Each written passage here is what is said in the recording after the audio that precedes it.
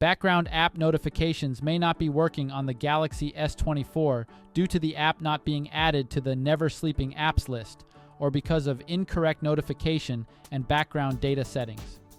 Here's how you can fix it. First, ensure the app in question is added to the Never Sleeping Apps list.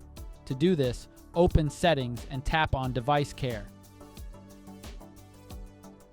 Select Battery, then tap on Background Usage Limits. Next, choose Never Auto Sleeping Apps. Tap the Add button and select the app you want to receive immediate notifications from. In most cases, this should resolve the issue.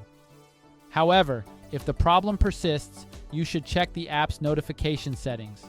Make sure notifications are enabled for the app in the Settings app.